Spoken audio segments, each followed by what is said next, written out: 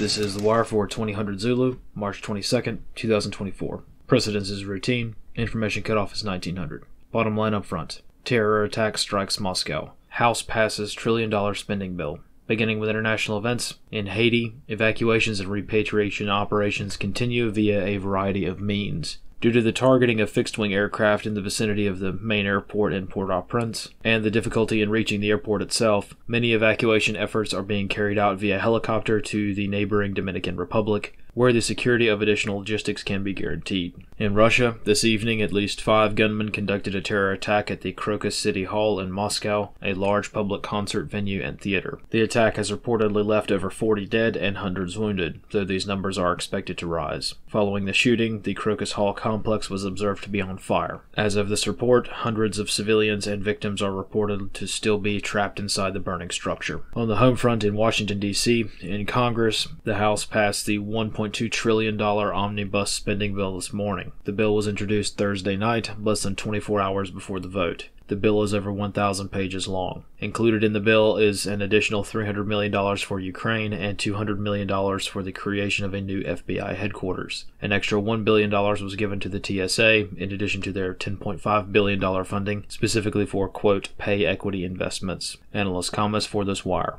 As the Moscow attack was ongoing, and even before the situation had reached a conclusion, the White House issued a statement that there were no indications that Ukraine was involved, nor did the United States have advanced knowledge of this attack. This could be a knee-jerk reaction in order to protect the United States proxy, even without knowing or verifying the facts, or this could suggest knowledge of the incident beforehand.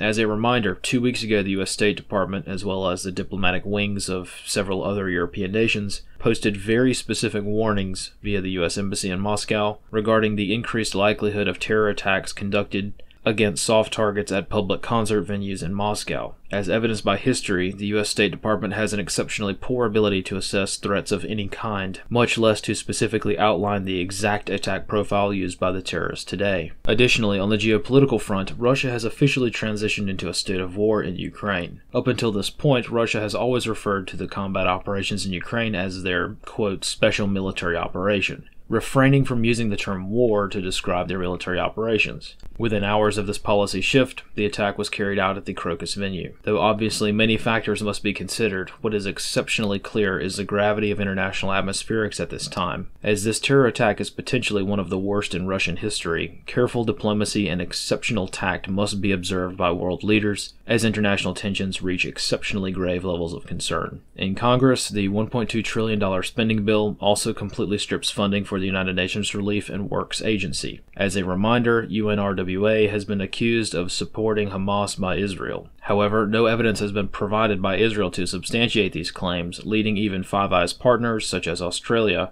to press Israel for details of this alleged cooperation, which have gone unanswered. UNRWA is the main United Nations aid group distributing aid provided by a plethora of nations and providing medical care in Gaza. The denial of funding based on allegations alone is strange, though not unexpected at this point. However, this does complicate aid efforts throughout the region, as the United States military is involved in aid efforts in Gaza. To maintain some semblance of objectivity by taking politics, religion, and social feelings out of the equation, which is a hopeless endeavor at this point for most people, the contradicting diplomatic and political stances clearly outline the deception and influence tactics that are in play regarding this conflict. At this point, even official U.S. policy and funding changes are confusing, contradictory, and at times appear to take on the characteristics of being issued under duress. This concludes The Wire for 2000 Zulu, March 22nd, 2024.